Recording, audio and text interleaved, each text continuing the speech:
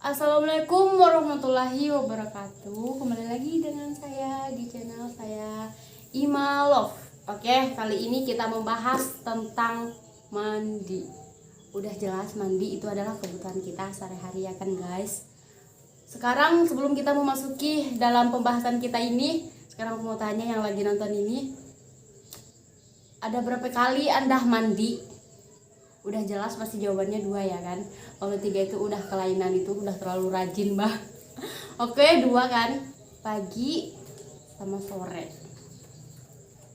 Nah sekarang aku mau tanya yang lagi di rumah, yang lagi nonton ya, maupun di kontrakan, di tempat kerja, atau di hotel sekalipun, pokoknya di mana Anda pun berada.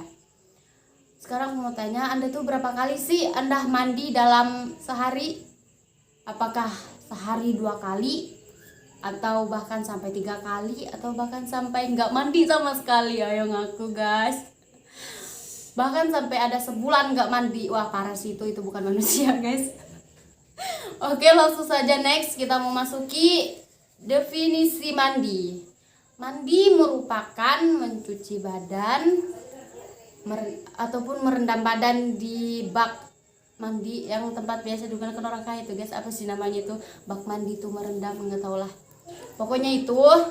Nah mandi itu bertujuan untuk menghilangkan kotoran, debu atau sel-sel pada tubuh dan menghilangkan rasa bau ketiak ya guys kalau udah mandi. Parahnya itu.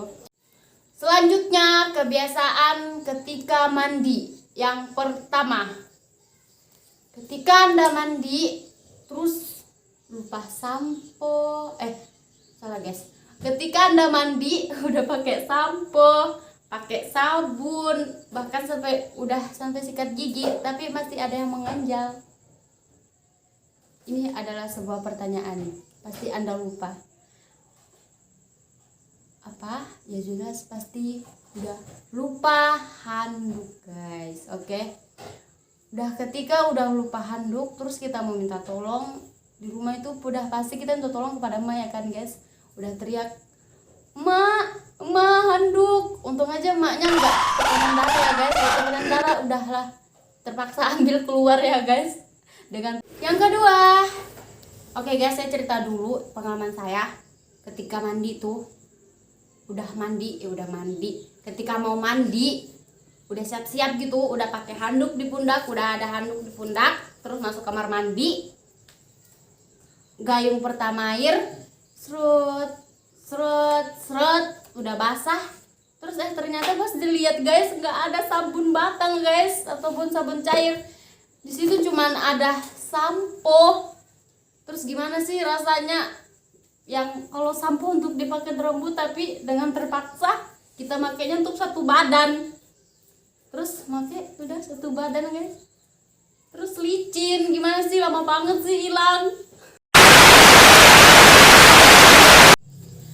Yang ketiga, terus ada lagi pasti dalam kamar mandi itu lama betul. Entah sebelum mandi kita ritual dulu lah, betapa lah, nyanyi lah, bahkan sampai ada yang melamun ya kan guys. Pasti Anda pernah mengalami itu. Nyanyi lah, enggak karuan nyanyinya, sampai setelah nyanyi terus mau beranikan diri untuk mandi, setelah menyentuh air udah kayak seret kayak gitu, udah kayak terkontak gitu, nggak mau mandi, kayak ada listriknya di situ, kayak apalagi itu, pokoknya nggak mau mandi.